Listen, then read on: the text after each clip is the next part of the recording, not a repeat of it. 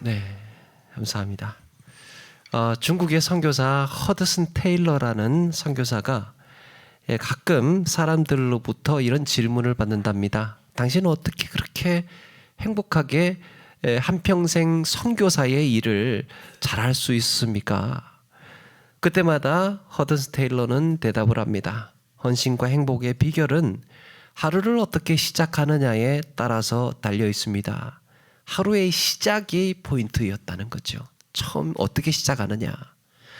이걸 연주자의 비유를 하는데, 연주자는 음악회가 시작하기 전에, 음악회가 시작되기 전에 반드시 빼놓고 하지 않는 게 있답니다. 빼놓지 않고 하는 게 있답니다. 그게 이 악기를 조율하는 일이래요. 어떻게 정음에 맞출 것인가. 그것을 먼저 조율한 다음에 연주의 시작이 된다는 거죠. 그래서 이 허더슨 테일러 역시도 아침에 일어나면 빠지지 않고 하는 것이 하나님의 뜻에 맞추는 일부터 시작을 한다는 거예요. 내가 오늘 하루를 살아갈 때에 내 고집, 내 마음대로, 내 의지대로 살지 않고 하나님의 뜻에 맞추어서 오늘 하루 이렇게 기쁘게 살아가리라. 그런 마음으로 하루를 시작한답니다. 그는 그렇게 해서 아침마다 하나님의 뜻에 맞추는 일을 하는데 어떻게 조율을 해나갈 건가? 바로 오늘 말씀에서 그 비결을 찾을 수 있습니다. 예수님께서 승천하신 후에 제자들은 예루살렘에 돌아와서 같이 모여서 기도하고 있습니다. 그때 베드로는 가룟 유다를 대신해서 사도를 세우자고 제안을 하죠. 그런데 새로운 직분자를 세우는 것은 좋은 일인데 문제는 어떻게 세울 것인가가 중요한 거예요. 교회에서 어떻게 직분을 세울 것인가? 아니면 어떻게 하나님의 뜻을 알 것인가? 단순히 반장 선출도 아니고 거룩한 교회의 위대한 명령을 따를 사도의 직분을 뽑아야 했기에 12제자, 12사도 얼마나 초대교회에서 위상이 있고 의미가 있는 직분과 위치입니까? 그래서 이게 간단한 문제가 아니었습니다. 그래서 이들은 하나님의 뜻대로 이루어지도록 하나님께서 이 일을 준행하시도록 이루어 가시도록 그렇게 선출을 하게 됩니다. 이것은 우리가 하나님의 뜻을 분별하는 데 있어서 몇 가지 의미 있는 교훈을 주는데요. 하나님의 뜻을 어떻게 우리가 분별할 것인가? 베드로는 그런 점에서 두 가지를 내려놓았습니다. 그의 겸손한 태도를 보게 되는데 이 새로운 사도를 뽑는 과정에서 베드로는 자기 권위, 자기 권리를 쓰지를 않습니다. 일찍이 예수님은 시몬에게 베드로라는 이름을 주시면서 교회를 세우시겠다고 약속하셨습니다. 어쩌면 이런 베드로의 재량으로 누군가를 세워도 그 자리에서 특별히 반대할 사람은 없었을 겁니다. 베드로가 주님께서 자기에게 이런 베드로라는 이름을 주시고 그 위에 교회를 세우시겠다고 하셨으니까 이 교회의 어떤 권위, 권한 이런 것이 베드로에게 위임이 된 상태지요. 그래서 자기의 신앙 양심상 누군가를 지명하고 선택을 해도 되는 상황이었습니다. 그런데 베드로는 이렇게 하지 않고 그의 성숙함이 어디서 발견이 되느냐? 권한을 가졌으나 쓰지 않고 있습니다. 사도 바울 역시 데살로니가 전서 2장 7절에서 우리는 그리스도의 사도로서 마땅히 권리를 주장할 수 있으나 마땅히 권위를 주장할 수 있으나 그랬습니다. 우리는 그런 권위를 가졌다. 그럴 만한 권위를 가졌다. 그러나 그걸 쓰지 않고 너희에게 권면한다. 베드로도 나중에 베드로전서 5장 3절에서 맡은 자들에게 주장하는 자세로 하지 말고 양무리의 본이 되라 그랬습니다. 주장하지 않고 그들에게 좋은 모습으로 아름다운 모습으로 먼저 보여라. 또 하나는 자신의 경험을 쓰지 않고 있습니다.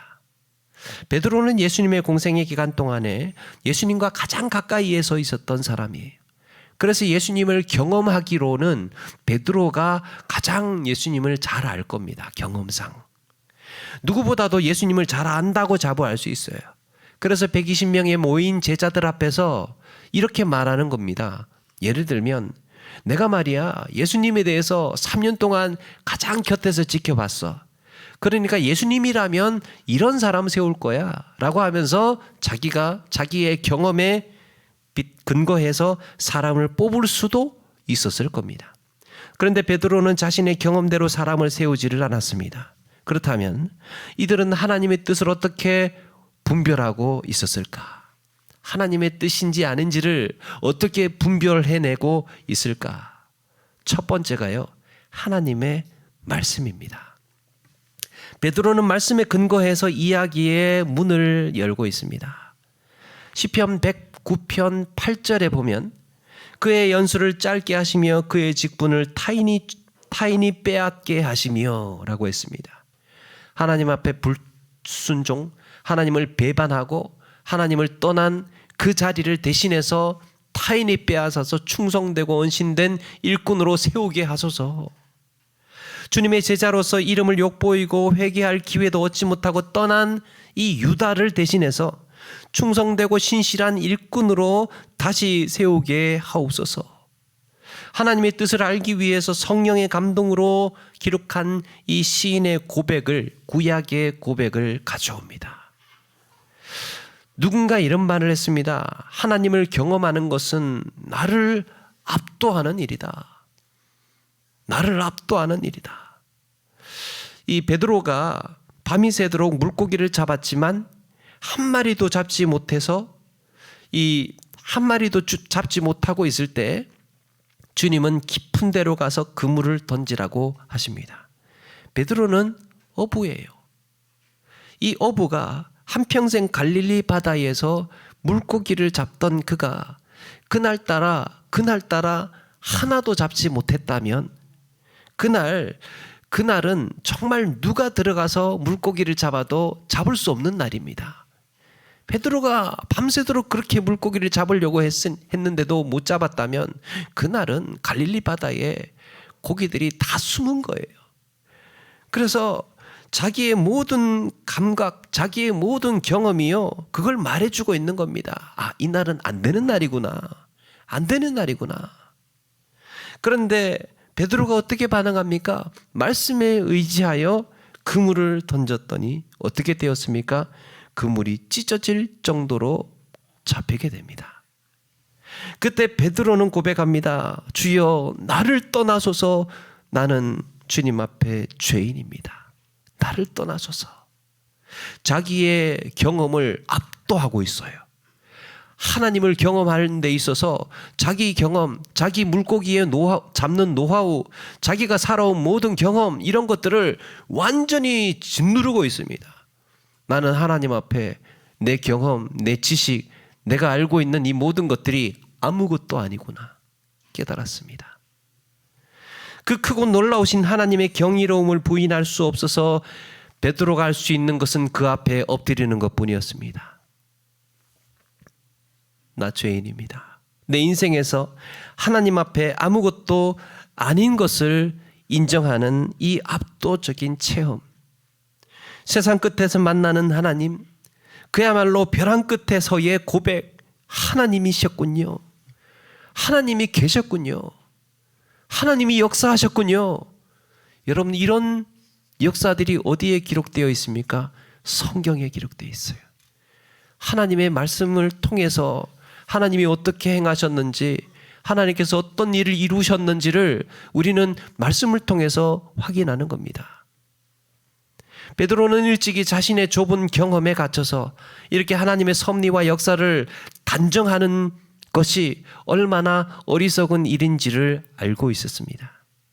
그는 밤하늘에 빛나는 별들을 보면서 하나님과 교제를 나누었던 시인들을 떠올립니다. 성경 속에서 하나님께서 행하신 일과 그의 백성들에게 주셨던 말씀을 가만히 묵상하면서, 야, 내가 이 순간 어떻게 해야 되는구나. 성경을 묵상을 하다 보니까 내가 지금 이 형편에서 어떻게 해야 하는지를 깨닫게 되는 거예요. 사랑하는 여러분, 그러므로 하나님의 뜻을 분별하기 위해서 가장 먼저 고려해야 하는 것은 하나님의 말씀인 줄로 믿습니다. 하나님의 말씀이 우리의 선택과 삶의 길과 모든 분별의 시작점이에요. 하나님이 나에게, 내 인생에, 우리 가족에게, 우리의 교회에게 어떻게 행하실지를 말씀을 보다 보니까 이렇게 해야 하겠구나, 이런 것들을, 아이디어를 얻게 된다는 거예요.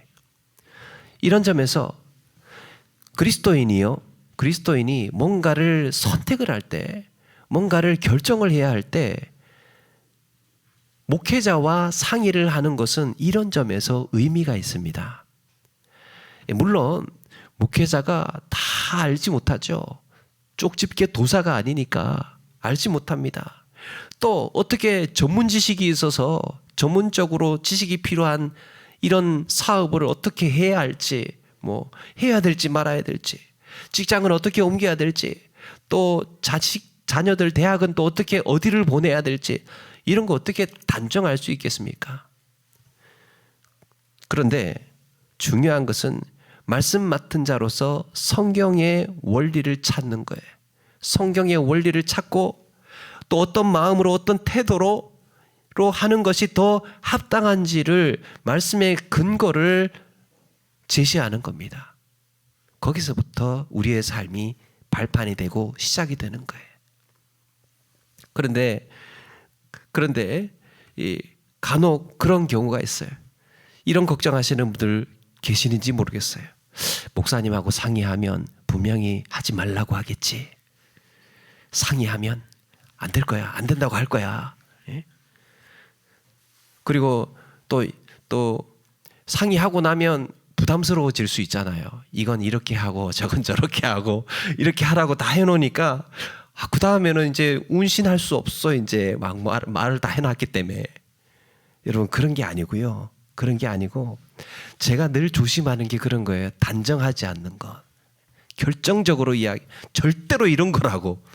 물론 진리에 관해서는 그럴 수 있죠. 그런데 우리의 삶에는 여러 가지의 방법과 유연함과 이런 것들이 있잖아요. 그래서 말씀의 근거를 찾는 겁니다. 또 좀 어떤 게 좀 더 성경적일까? 어떤 게 좀 더 신앙적일까? 또 어떤 게 좀 더 우리의 영적으로 선택하는 데에 지혜로운 선택일까? 이런 것들이에요. 그런 거 기도하고 도와드리는 것입니다. 주의 말씀은 내 발의 등이라고 했습니다. 내가 밤길 걸어갈 때 내 길의 빛이라고 했습니다. 후레쉬, 등. 예? 아무것도 보이지 않는 우리의 삶을 걸어갈 때에 하나님의 말씀이 내 발의 등이 되고 빛이 되어서 이 비추어 주는 겁니다. 어떻게 가야 될지, 어디로 가야 될지, 어떻게 피해야 할지. 우리의 인생의 걸음걸음을 내디딜 때마다 이렇게 말씀에 의존하고 내 삶의 길을 비추시는 하나님의 뜻에 따라서 사시는 우리 모두가 되시기를 바랍니다. 하나님의 말씀이 내 삶을 분별해 갈 수 있는 첫 번째 조건. 두 번째는 성숙한 공동체의 상식에 따라서 분별했습니다. 이 공동체 질서를 위해서 교회는 상식이 통해야 돼요. 내 신앙의 신념이라기보다는, 내 개인적인 신념이라기보다는 좀 공동체의 상식. 그러니까 웬만하게 신앙생활을 해온 사람이라면 누가 들어도 어느 정도 타당한 명분, 이런 것. 보통 신앙생활을 하신 분들이 건강하게 신앙생활을 해와서 들었을 때에 좀 어느 정도 납득이 되고 수긍이 될 수 있는 명분 말이에요.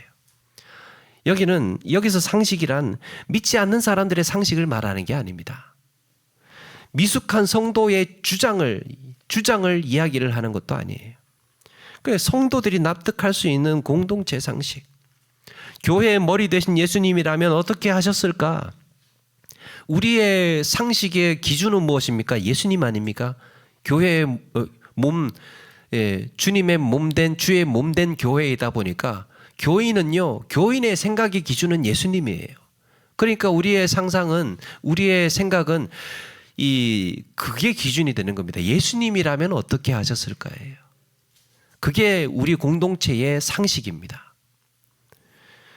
예수님이 하시지 않을 법한 일을 하는 것을 신앙의 상식에 벗어나는 행동이 되는 겁니다. 예수님이 하시지 않을 법한 말과 행실을 하게 되는 것을 신앙 상식에 벗어나는 것을 하게 되는 것을 말합니다. 그래서 그런 고민이 우리에게 있어야 됩니다. 예수님이 나라면 이런 식으로 말을 했을까? 이런 식으로. 예수님이 나라면 내가 지금 이 상황에서 이런 태도를 보였을까? 이렇게 행동했을까? 이런 고민이 우리에게 있어야 되는 겁니다. 물론 어떻게 100% 예수님처럼 그렇게 똑같이 우리가 말과 생각과 행실을 똑같이 그렇게 살겠습니까? 많은 몸부림은 있어야 된다는 거죠. 몸부림.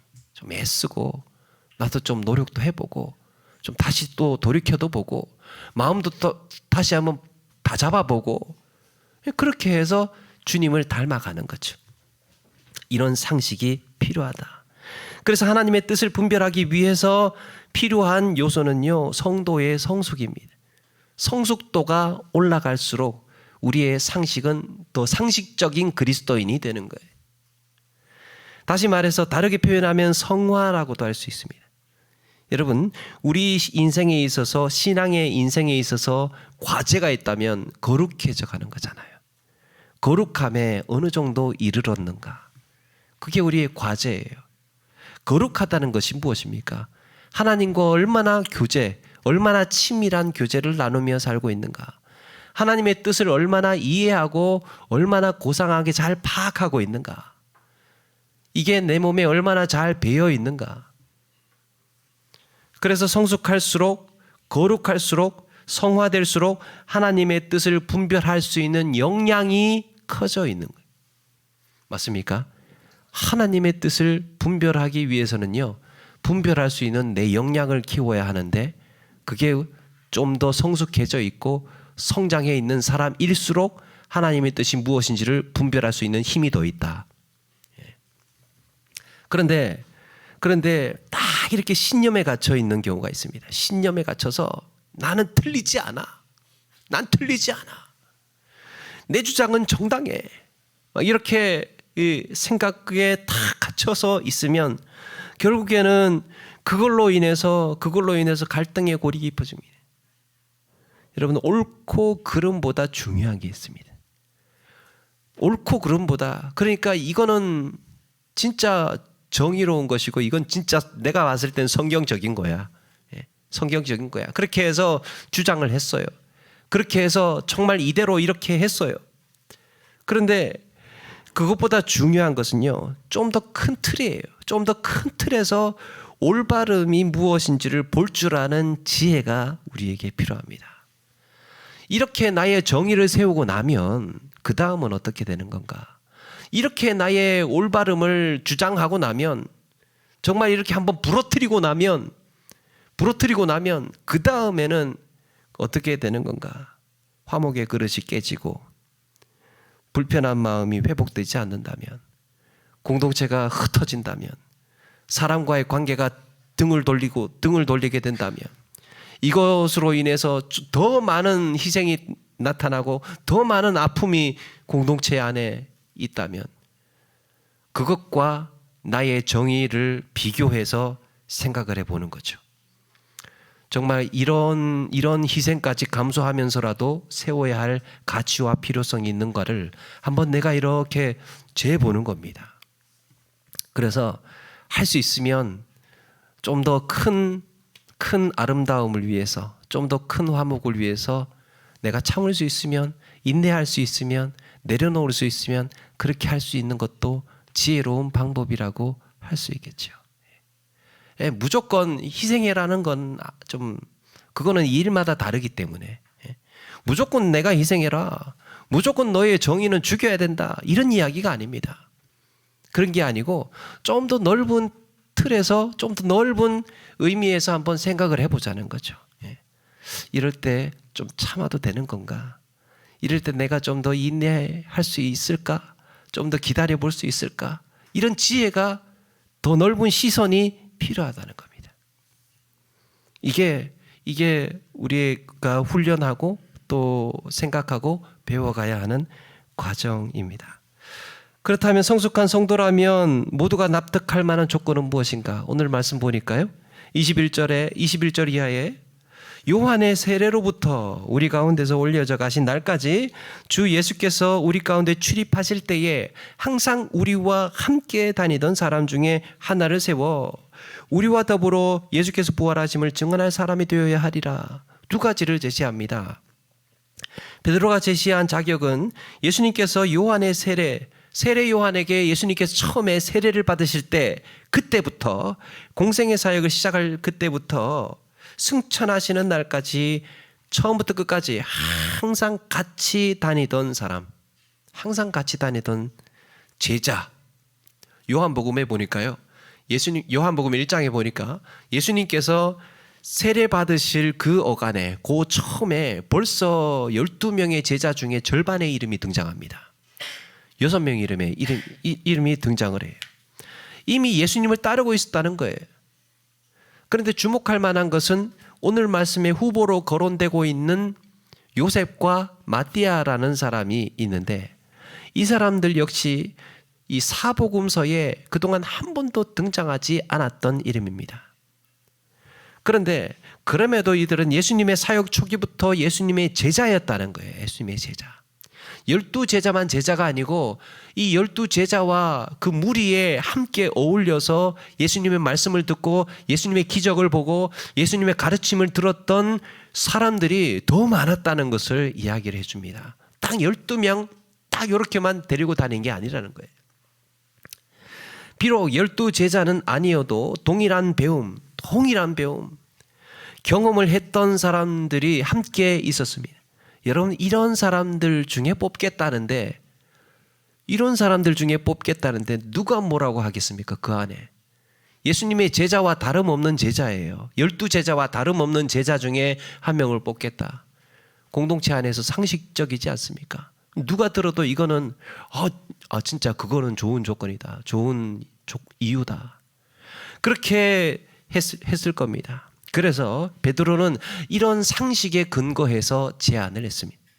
또 한 가지는요. 예수님께서 부활하심을 증언할 사람이어야 합니다. 예수님께서 제자들에게 뭘 명령하십니까? 땅끝까지 이르러 부활의 복음의 증인이 되라고 하셨습니다. 그러니까 사도가 할 수 있는 일은, 사도가 하는 일은 딱 한 가지예요. 부활의 복음의 증인이 되어야 하는 것. 다른 건 몰라도 이거는 할 줄 알아야 된다는 거죠. 이거는. 사도라면 이거는 할 수 있어야 된다는 거예요. 다른 것도 중요하겠지만 무엇보다도 이거. 그래서 이 사도의 존재 이유였습니다. 어떤 사람은요 이렇게 주장을 할지 몰라요. 사도가 얼마나 중요한 자리냐. 그러니까 사도는 우리 중에서 똑똑한 사람 뽑아야 돼. 학벌이 좋은 사람 뽑아야 돼. 이왕이면 또 돈을 써야 할 때도 많으니까 좀 재력이 있는 사람을 뽑자랄지, 아니면 나는 저 사람이 좋아, 나는 저 친구가 좋아, 그러니까 내가 좋아하는 사람을 지목을 해서 뽑는 거예요. 인기 있는 사람, 우리 중에서 가장 인기 있는 사람을 뽑자. 여러분들 이런 것은 개개인마다 조금씩 의견 차이가 있을 수 있잖아요. 어떤 사람은 인기 좋은 사람 뽑자고 할 것이고 어떤 사람은 똑똑한 사람 뽑자고 할 것인데, 베드로가 제시한 조건이란 다른 것도 중요하겠지만 단 한 가지, 부활의 복음에 증인되어야 하는 사람을 뽑아야 한다. 맞습니까? 라고 하니까 거기에는 부인하지를 못한 거죠. 이런 게 상식입니다. 중요한 것이 무엇인지를 아는 거예요. 본질적으로 중요한 것이 무엇인지를 알고 그것을 기준으로 해서 우리가 움직여가자. 거기에 동의를 했습니다. 하나님의 뜻을 분별할 때의 두 번째는 이렇게 성숙한 공동체의 상식에 의해서 하나님의 뜻을 분별한다.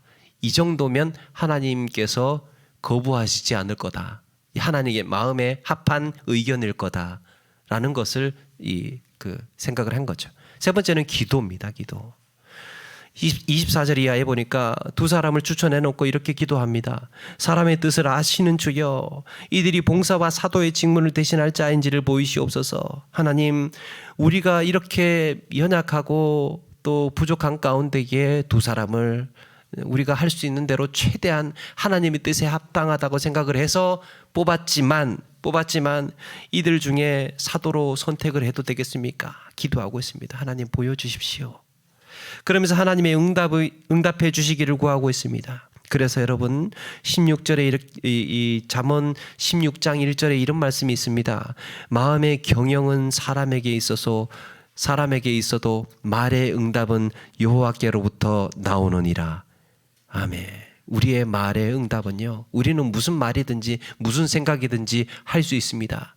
그런데 그것이 어떻게 성취가 되는 거냐? 하나님께서 응답해 주셔야 돼요. 하나님께서 도장을 찍어주시고 하나님께서 확인해 주셔야 되는 겁니다. 우리는 그 확인 속에서, 하나님의 응답 속에서 아멘 할 수 있는 믿음의 겸허함이 필요하다라는 거죠. 여러분, 아무리 눈에 보이는 자격이 되고 스스로 철석같이 증인이 되겠다고 해도 사람의 마음을 우리가 어떻게 다 알겠습니까? 그래서 이들은 마음을 감찰하시는 하나님께 기도하고 있습니다. 기도. 여기서 우리가 한 가지 염두에 두어야 할 게 있습니다. 기도라는 건데요. 기도는 하나님의 뜻을 분별하는 데에 있어서 반드시 필요한 필요 조건입니다. 필요 조건. 맞습니까? 하나님의 뜻을 분별하는 데의 필요 조건. 그런데 충분한 조건은 아니라는 거예요. 필요하지만 충분한 것이라고 할 수 없습니다. 그러니까 기도 절대주의, 기도 일변도의 신앙은 위태로울 수 있습니다. 여기에서는 성경도 넘어간 거예요. 하나님의 말씀 성경도 넘어가고 그냥 상식도 접어두고 그냥 무조건 기도 일변도에, 기도하다 보니까 막 뭔가 팍 떨어진 것 같이, 이 번개가 친 것 같이 내 마음에 이렇게 감동이 쫙 왔어. 그러니까 이거야 완전히. 이런 게 위험할 수 있다는 겁니다. 우리가 분별하는, 하나님의 뜻을 분별하는 데에 있어서. 이해되시죠? 반드시 필요합니다. 기도는 반드시 필요한데 기도로만 충분하다라고 하는 것은 곤란하다라는 거예요. 그래서 이렇게 기도 일변도의 신앙보다 나름대로의 교차 검증, 크로스 체크라고 하잖아요. 교차 검증이 필요합니다. 그것이 기도가 부족해서가 아니에요. 우리의 연약함 때문이에요. 말씀의 근거, 이게 하나님께서 하신 일에 이런 일관성이 있는가, 통일성이 있는가, 그리고 성도의 이 성숙한 성도로서의 상식적으로 그렇게 충분히 해볼 수 있는 만한 일인가. 누가 들어도, 신앙생활에 예수 믿는 사람이라면 누가 들어도 받아들일 만한 일인가. 상식적인 거죠. 여러분, 이렇게 두 가지만 해도요 엄청나게 많이 추려져요.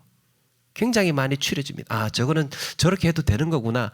아, 저렇게 하면 좀 곤란하겠구나 라는 벌써 감이 이렇게 건강하게 쫙 서요. 두 가지만 알아도. 그 다음에 기도예요. 기도. 이렇게 총체적으로 조화를 이루는 가운데에 이 하나님의 뜻을 분별할 수 있어야 되고요. 그러면서도 하나님의 뜻이 어떻게 이루어질 것인지를 여지를 남겨둬야 됩니다. 내가 이렇게 내 나름대로 건강하다고 생각하고 이 체크를 하고 이 준비를 하고 했지만 이게 딱 고정이 되면 안 되고, 그럼에도 여지가 있어야 됩니다.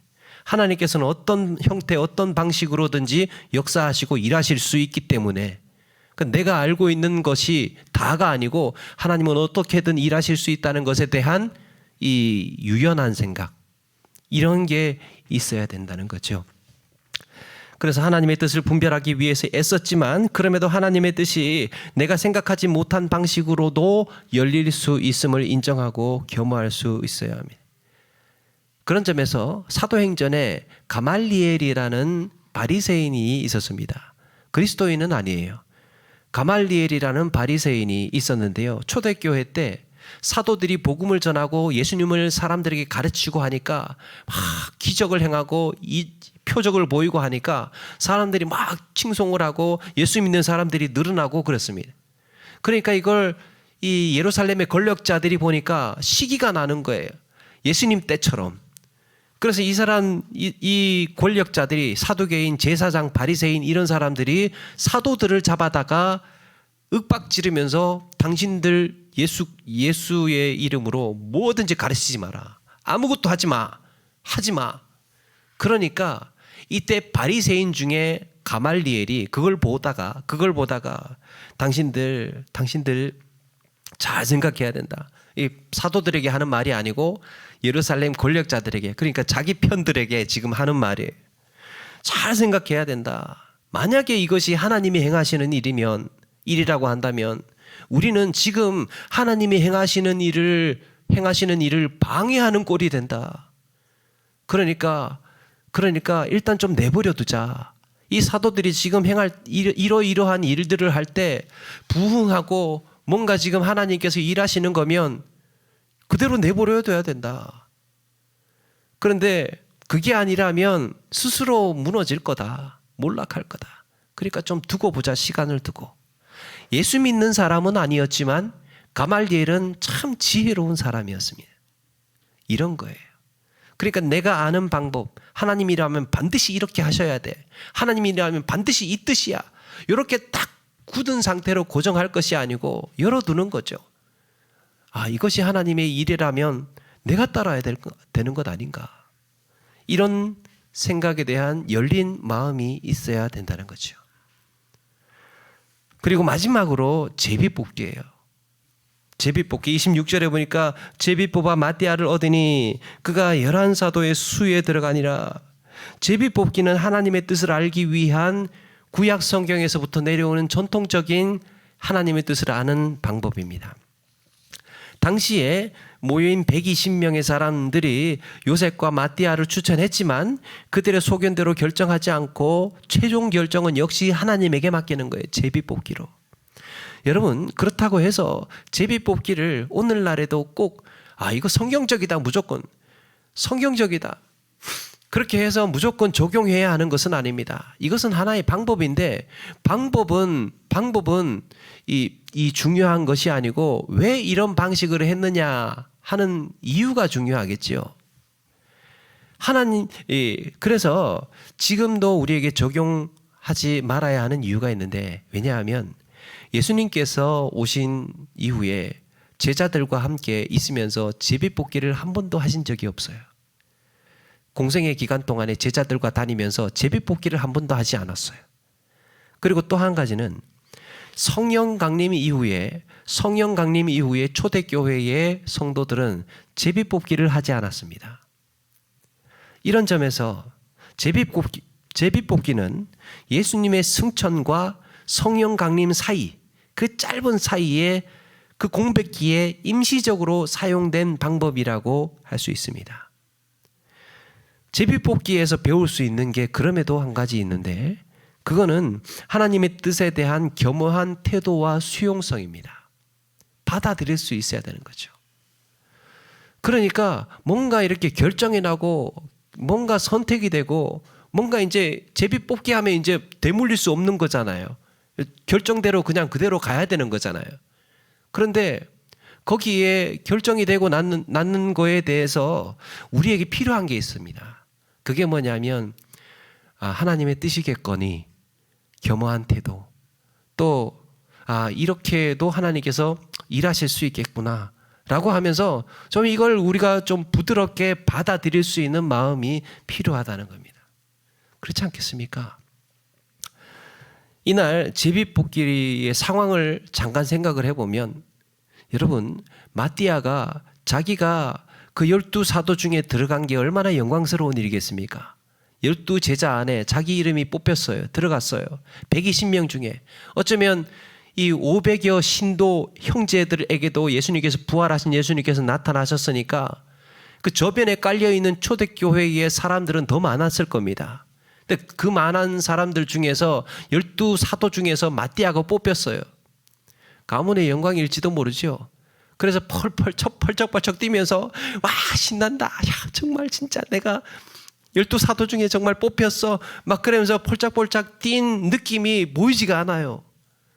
그냥 12사도의 이름에 들어가니라. 끝. 하나님 저를 선택하셨군요.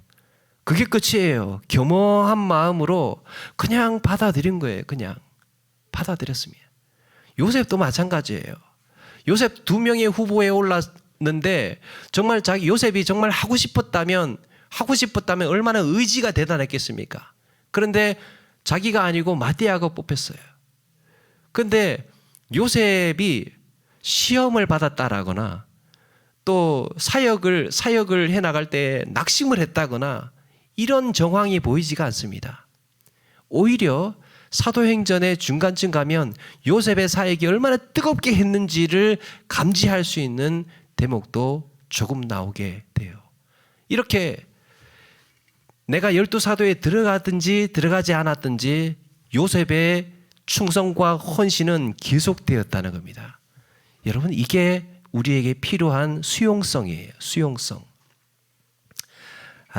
안 됐어. 떨어졌어. 그러지 않고 하나님께서 어떻게 선택을 하시든지 간에 내가 해야 할 일, 내가 감당해야 할 일에 대해서 알고 있는 지혜롭고 성숙한 태도라고 할 수 있습니다. 그래서 이렇게 겸허하게 순종하는 마음으로 따랐습니다. 하나님의 뜻대로 하기 위해서 최선을 다했다면 그 결과에 대해서는 수용할 수 있어야 된다. 그래서 우리는 하나님의 뜻에 대한 수용성이 있어야 된다. 잠언 16장 33절에 제비는 사람이 뽑으나 모든 일을 작정하기는 여호와께 있느니라. 하나님의 작정과 계획에 엎드릴 수 있어야 한다라는 겁니다. 오래전에 영화의 무슨 영화인지는 잊어먹었습니다. 오래전에 영화의 한 장면이 이 말씀을 묵상하다가 기억이 났습니다. 영화의 장소는 이제 중국집이었어요. 거기에 이제 이 조폭 아저씨들이 들어와서 막 난동을 부리고 거기에 있는 식당 직원들을 이제 제압을 하고 무릎 꿇고 이제 손 들고 있었습니다. 식당 직원들이. 그래서 이제 그렇게 있다가 직원들이 기회를 엿보다가 야 우리 이대로 있지 말고 한번 달려들어보자. 그래서 와 하면서 막 직원들이 일어나가지고 막 이제 싸움을 시작을 하는 거예요. 그렇게 정신없이 막 몸부림을 치다가요. 그 중국집 직원이 어떻게 이렇게 했는데 조폭 아저씨의 이제 얼굴에 맞고 쓰러졌어요. 어떻게 했는데 근데 가만히 보니까 팔꿈치를 이렇게 막 휘둘렀는데 팔꿈치에 맞은 거예요. 자기도 당황스럽죠. 아니 어떻게 나의 팔꿈치가 이렇게 강할 수가 있지? 생각을 하고 갑자기 자신감이 막 위로 솟아올라가지고 이제 이 식당 중국집 직원이 자신감을 얻어서 팔꿈치를 휘둘러댑니다. 중요한 것은 팔꿈치만 휘둘러대요. 팔꿈치로만 싸워요. 팔꿈치로만. 어떻게 됐습니까? 얼마 가지 못하고 제대로 한 대 맞고 쓰러지게 됐죠. 여러분 한 가지만을 고집한 결과예요. 이것만 승리의 길이다라고 이것만 하나님의 뜻이다라고 고집한 결과예요. 하나님께서 어떻게 행하시든지 어떤 것이 주어지든지 하나님께서 행한 일이라는 이런 가능성을 열어두고 좀 더 유연해지고 온유해지고 겸손해지는 우리 모두가 되시기를 바랍니다. 말씀을 마칩니다. 피카소는 이런 말을 했습니다. 영감은 존재한다. 그러나 영감을 받아들일 수 있도록 준비하고 있어야 한다. 하나님께서 우리에게 사인을 보내셔요. 하나님께서 우리에게 뜻을 가르쳐 주십니다. 하나님께서 우리에게 길을 보여주시는데 내가 그거를 알아차리지 못하고 내가 그걸 받아들일 수 있는 이 준비가 되어 있지 않다면 어떻게 하나님과 이런 영적인 소통 속에서 지혜롭게 분별하고 살아갈 수 있겠습니까? 오늘 초대교회의 성도들이 가르쳐주고 있는 하나님의 말씀을 기반으로 해서 예수님이라면 어떻게 하셨을까? 성숙한 성도의 공동체의 상식은 무엇인지를 또 깊이 있게 고민해보고, 또 반드시 빠지지 않는 기도, 이 기도 가운데에 하나님의 뜻을 분별할 수 있도록, 그리고 제비뽑기, 최종적으로는 하나님에게 선택에 맡기고 우리는 겸허하고 수용적으로 받아들일 수 있도록 해나갈 수 있는 이런 신앙의 삶이 되어야 할 줄로 믿습니다. 이렇게 하나님이 기뻐하시는 뜻을 아름답게 분별하고 성숙한 성도의 삶을 사시는 저와 여러분 되기를 주의 이름으로 축원합니다.